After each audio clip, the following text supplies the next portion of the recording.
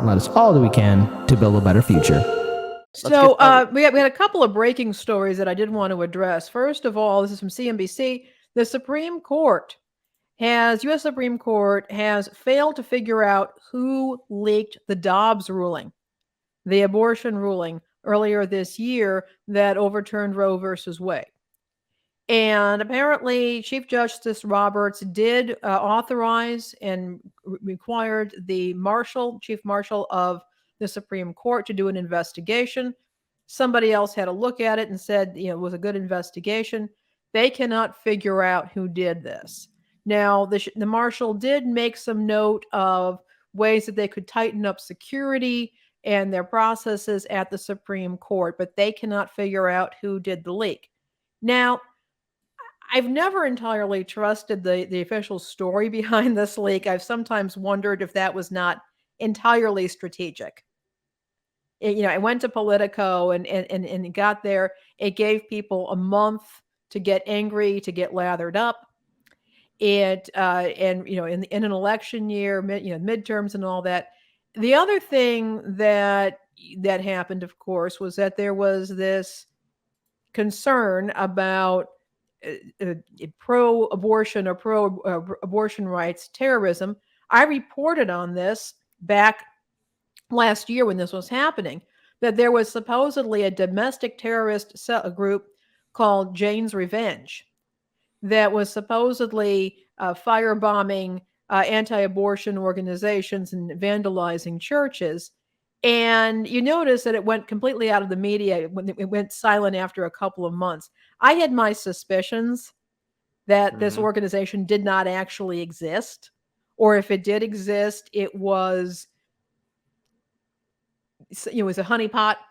It was a way to attract bad actors, and it was a way to get people upset about things.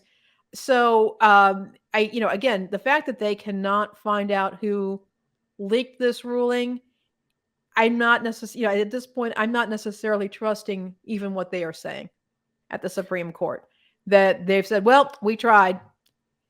I'm not trusting what happened here. I'm not saying that there was malfeasance. I'm not saying that this wasn't deliberate to manipulate the media cycle to get people lathered up.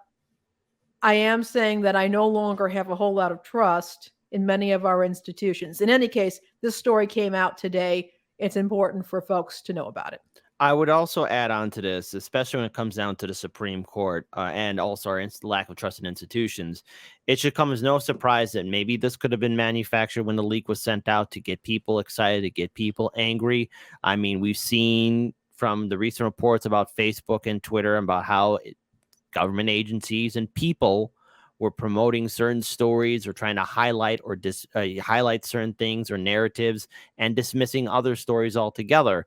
But, one thing that will forever annoy me, especially, and again, I hate that I have to do this, but look, I had hopes for the progressives in the Democratic Party. I really did. But you had a month and a half notice. A lot of the squad members have millions upon millions of Twitter followers. They could have done something to rally their social media. They could have done something more to get people more involved. But instead, no, relying on fundraisers and telling people to vote Democrat.